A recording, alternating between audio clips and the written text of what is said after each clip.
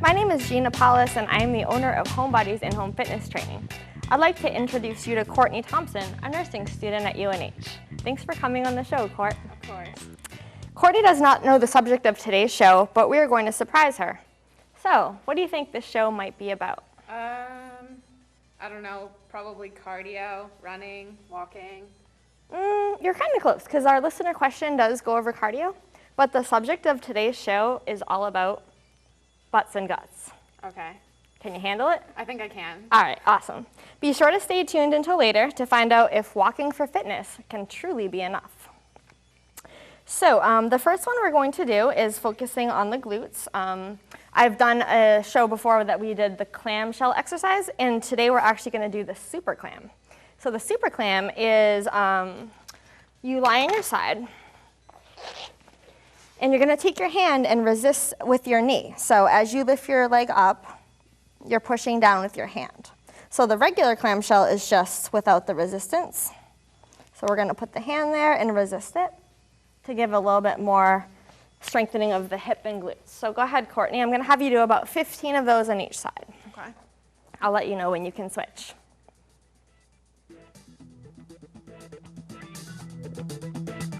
Now I'm just going to have you touch your knees together between each one. Now her form is really good. She's got her heels lined up, which is usually what you see people having trouble with.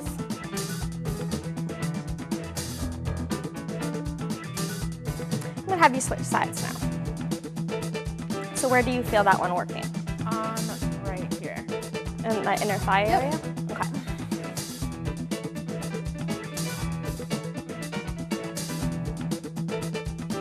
Just going to have you lean your upside here a little bit forward so that you're not rocking back when you lift your knee.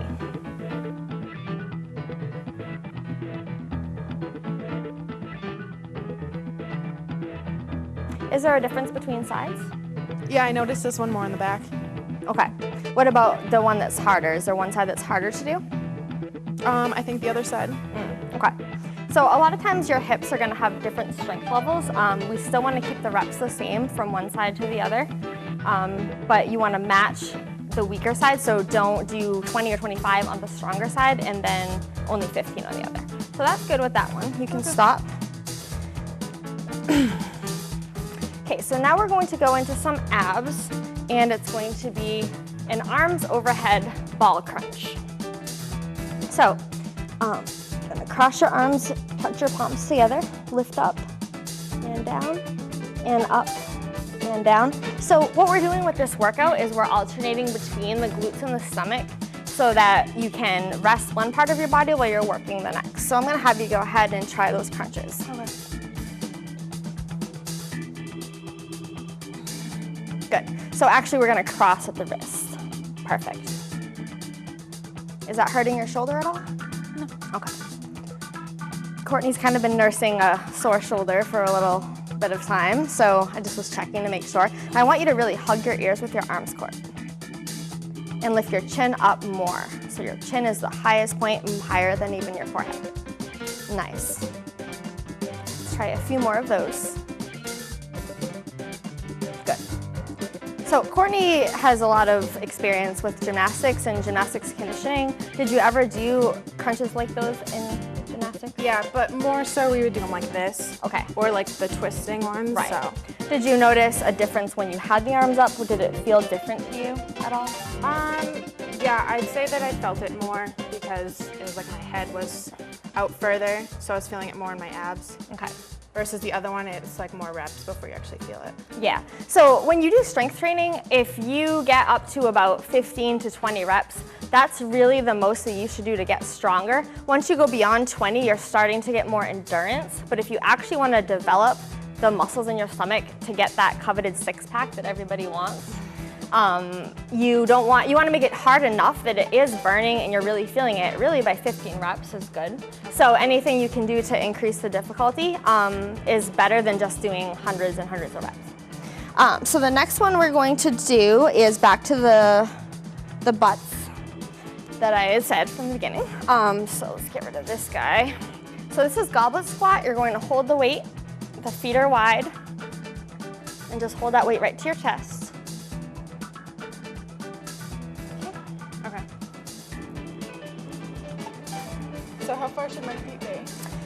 That actually is a perfect space, but Okay. usually it's Shoulder width, kind a of? little bit wider than shoulder width, with the toes pointed slightly out. Okay. So you look actually really good with the setup. But some of our listeners at home might not know, so that was a very good question. If you don't have a kettlebell, you can use a dumbbell, or you can also just do it with your body weight. Especially if you've never done these before, you probably don't want to do a weight right away. Very nice, Courtney. Let's do 2 more of those. Good work. Back to stomach here. So we're gonna do a leg lift with the reverse crunch. So this is kind of a combo move. It's going to be leg lift, and then the reverse crunch is lifting your hips up a little bit. So it's kind of a 2-in-1 deal.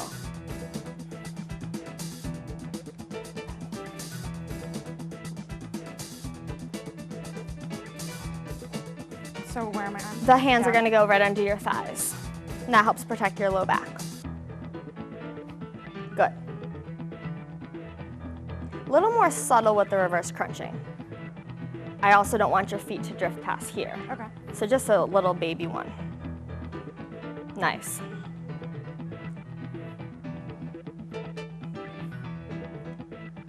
So these are more advanced, definitely. I'm gonna have you do 2 more of those. If you're not able to do this move, you can do just the leg lift part, or you can just do the reverse crunch part. But doing the 2 together, did you feel like maybe connecting them, it gave it a little bit more conditioning into the stomach? Yeah, I definitely feel like that the only ones I've ever done is just sitting and up and down. Okay, So it felt more like complex. right. When you just sit and go up and down, you probably have to do like 20 to 30 to even start Yeah. feeling it. And that one, you pretty much start feeling it right away. So the biggest mistake I see a lot of people making is they're doing a lot of moves that are actually too easy, and you end up having to do too many. And it really doesn't work as well as when the move is more difficult, but it is more intense. So basically, you're keeping the reps shorter. It ends up being a shorter workout, but a much better effect. So that's really what we're going for. So we're gonna actually do 1 more with the stomach before we move on, and that's gonna be the candlestick. Now, the candlestick is kind of a gymnastics term, but I find that it's a good description for this one because it just looks like a candlestick if you do it right. So I'm gonna have you be my legs so I hold your ankles. So can you just stand on the end of that mat for me? And I hope I don't lose my mic there, but so that's what you wanna do. Obviously, you might not have a friend with you, so you can grab hold underneath a couch or anything that you can hold for stability to do it. So what I'm gonna have you do, Courtney, is probably about 8 of them. Okay. So not holding it, but like up and down, up and down. So go ahead and lie right down there, and you can grab a hold of my ankles. Yep. So she's gonna lift and up, perfect. Now it takes a lot of flexibility. Oops, sorry. See. Now if you don't do it right, you end up kicking your friend in the face. I'll get her back later. So what she did there is she's doing a great job getting all the way up on her shoulder blades, but she did let her feet drift a little too far back. So we really want a vertical, and that's where we're talking about the candlestick, because a good candlestick is gonna be straight up and down. It's not gonna be floppy, and it's certainly not gonna kick somebody in the nose. Last one. Nice job. So sometimes if you have never tried it, honestly, I'm gonna show you what it will look like if you can't do it quite right. It's not a bad thing to do them this way, but if you've never tried it before, it's probably gonna look something like this. And you're gonna find that that's really hard to do. And that's okay, as long as it doesn't hurt your back. You just have to work your way up to it, and you need to stretch out your back and also strengthen your stomach to get to the point where you can go all the way upside down. But it's one of the best core strengtheners once you can work up to that nice candlestick position. So that is a really good one for your stomach. So next we're going to go back to the glutes, and it's a weighted 1-leg glute extension that we're gonna try here. So on one of my earlier shows, I showed the 1-leg glute extension. So we're gonna up the ante a little bit here and add a weight. So the weight's on the stomach and just lifting the hips up and down. Now this is a 25-pound weight, which most people, is probably a little too heavy for them, but Courtney is in really good shape, so she's gonna be fine with that. The only other time I've done this is with like a weight on your ankle. What do you suggest is better? The ankle, I mean, honestly, I don't really know why you would put it on your ankle, because it's not like what you're lifting really is your butt. Yeah. So this is loading that area. I mean, if you put it on the ankle, it's gonna tone here, and that might be what. It's like the wrong exercise. It's almost like it's the wrong weight for what it is. Yeah. And I don't really know. Maybe they had some other plan in mind, but for me, this is glutes and hamstring, and that's what I'm trying to do with this. So you can switch sides. So again, she could probably do 30 or 40 of these without the weight. But with the weight, it's gonna get harder and harder. And if you look at the side here, if she starts getting tired, she's not gonna get nice and straight through that hip. So we really don't wanna keep going until her hips are that exhausted. I want them to all be done the right way. Do a couple more of those. So once you find that you're not getting all the way up anymore, it's time to stop. How did that feel? It worked. Yeah. And another thing that you can do is after you've done the two sides, you've done the left side and the right side, to kind of burn it out, you can leave it on your stomach and then just do double leg ones. So after you've done the two sides without resting, you want to go right back, and then you can maybe do another 10 just to kind of burn it out. Okay. So that's always a good way to get your efficiency in there. So next we're going to go to the side-to-side twist for the stomach, and I'm pretty sure you know that. Yeah. Because I've seen you do it during your seated. conditioning. Yeah. So why don't you just hop on down there and With the kettlebell? With the kettlebell, yeah. Okay, so she's gonna sit with her knees up and her feet off the ground and go ahead and twist. Very nice. So just do as many as you can do with good form, and then you can stop. This one's probably slightly heavy for this exercise, but we only have one weight today, so. You good? Yeah. Okay, great job. And again, that one can be done without a weight. Even just sitting in that position with your knees up and your legs bent is pretty difficult if you've never done it. So that's a great one for your abs. Okay, so we're gonna move to the glutes now. And these are kneeling leg circles. So it's on the hands and knees. You put one leg out to the side with it straight, lift it up. Then you want to start doing little circles to the back, and halfway through you switch and do little circles to the front. Other side, same thing. So I think we could do about 10 of the forward and the backward on each leg. Okay. Good. Now do your best, Courtney, to keep your back straight and not tipped. Good, that's better. Nice.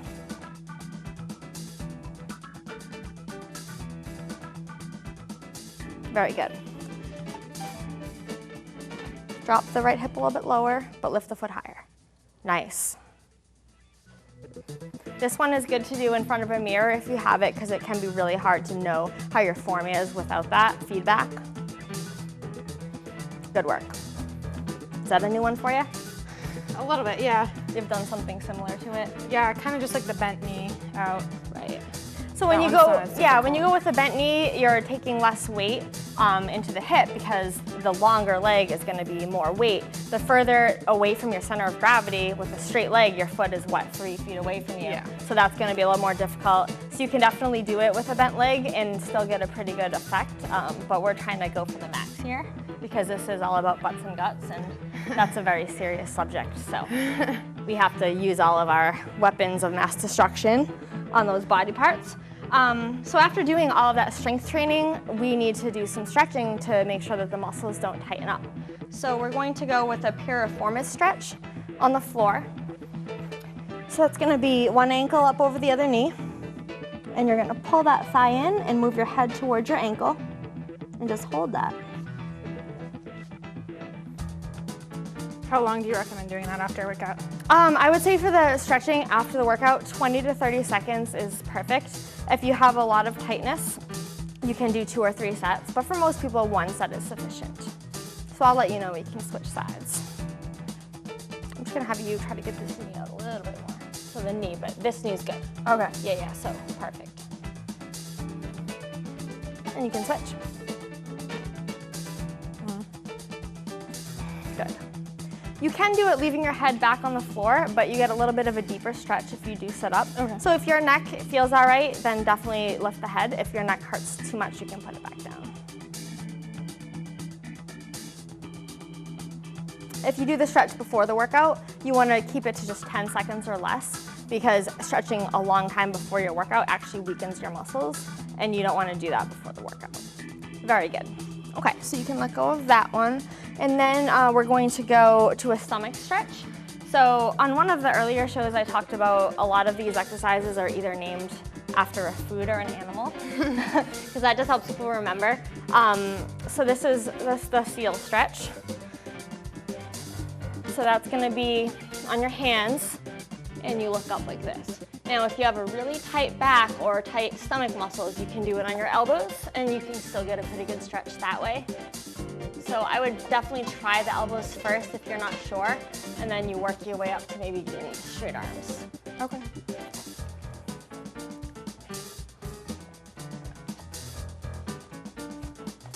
Okay, so I'm gonna have her move her feet actually so they're touching each other.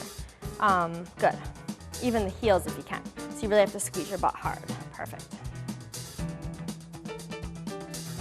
Now, do you feel this one more in your stomach or in your back? Lower back.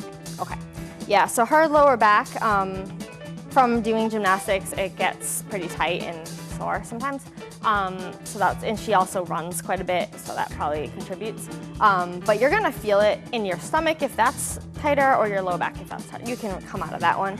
So really, it's actually still a good stretch to do regardless of which area you feel it in. I just like to ask people where they're feeling it to give me more information on where her body's at, which muscle's tighter, and what might need a little bit more attention. Okay. And it can also tip me off if there's any injuries going on, like if one side feels a lot different or worse than the other, then that just gives us some clues as to what we want to do with the stretching. Okay.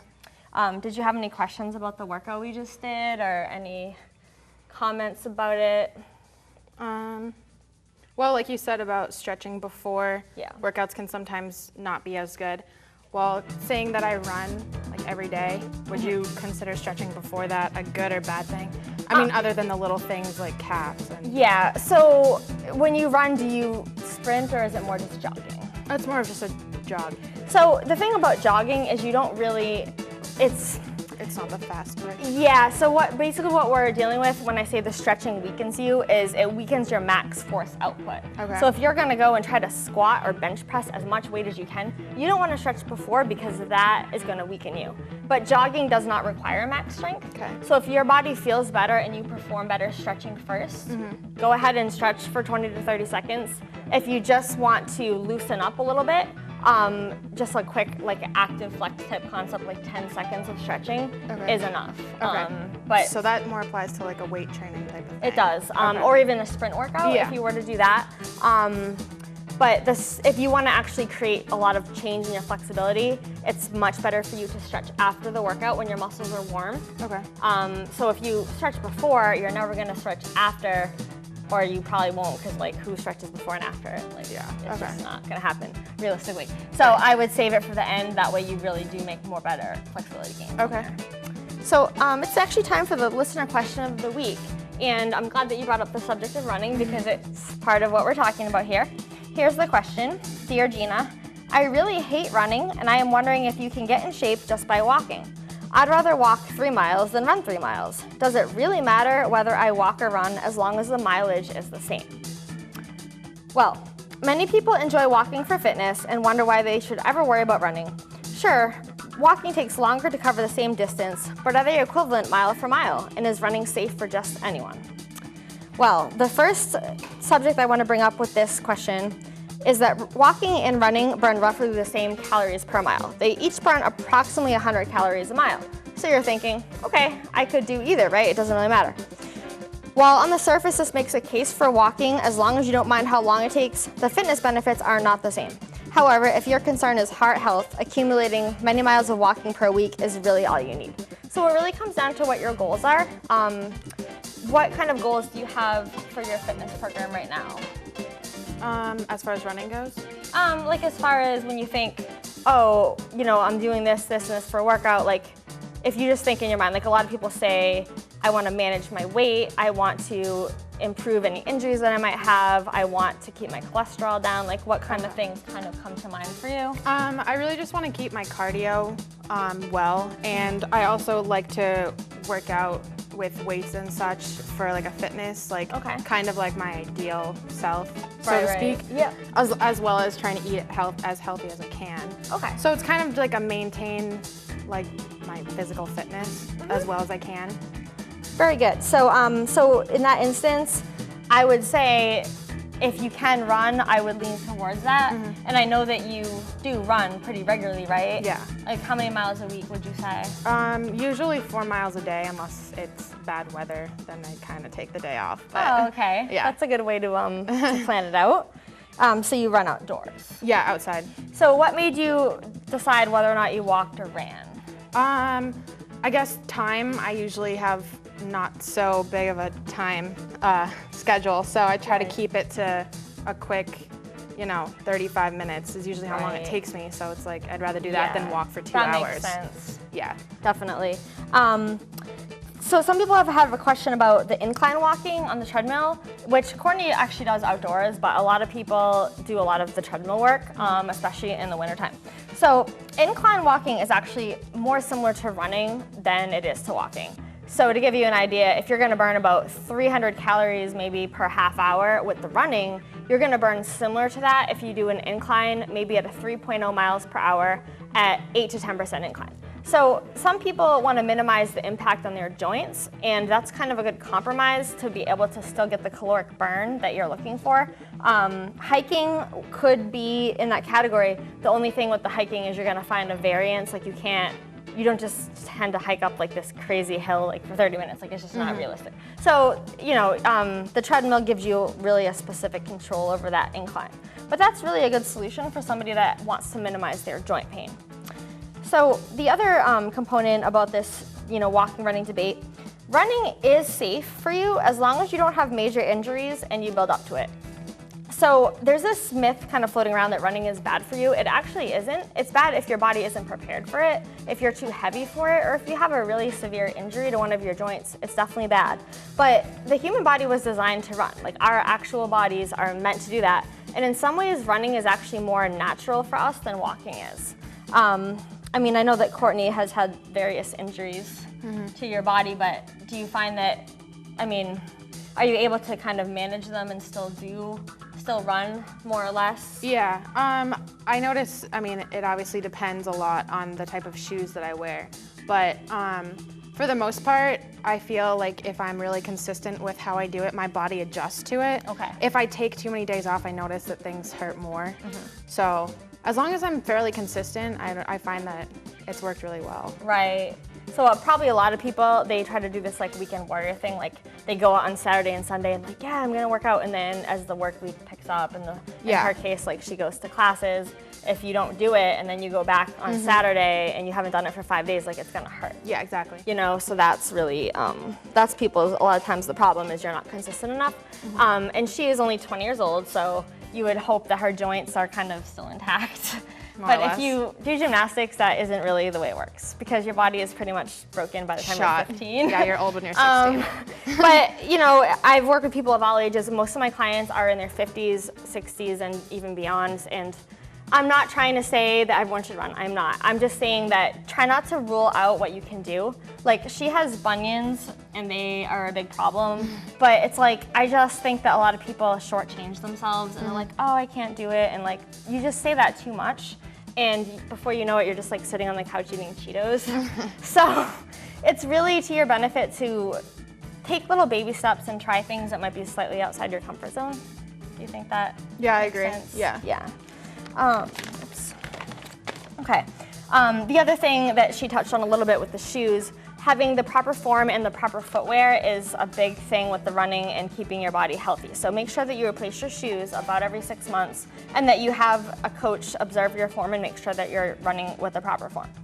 So the other thing that you can really think about with it is, if you look around and you're driving your car and just look, I can tell you pretty much almost every single time, everyone that's running looks better than everyone that's walking. They just do. They look better. They're thinner, they look younger, they're just like, and then the walkers, it's like oh my gosh, like they just, so it kind of just proves, and then you go to a road race too, and it's the same thing. You kind of, and like you go to the gym and you see it too. The people that are running are just working harder, and that's really the bottom line. And working hard is really what it takes when you want to get in really good shape. So it really depends on your goals. For general fitness and health, walking is fine, although keep in mind a walking workout should be longer than a running one. If you want to become a true athlete, running will give you better results. And if you need to walk, consider hiking or an incline walk on the treadmill to up the ante. Well, thanks, Courtney, for doing this butts and guts workout for us. You're welcome. And I hope that you take it back to college when you go back in a couple weeks. Yep. And keep those buns and stomach in good shape for the whole year. Will do. All right. Thank you. All right. See you next time, guys.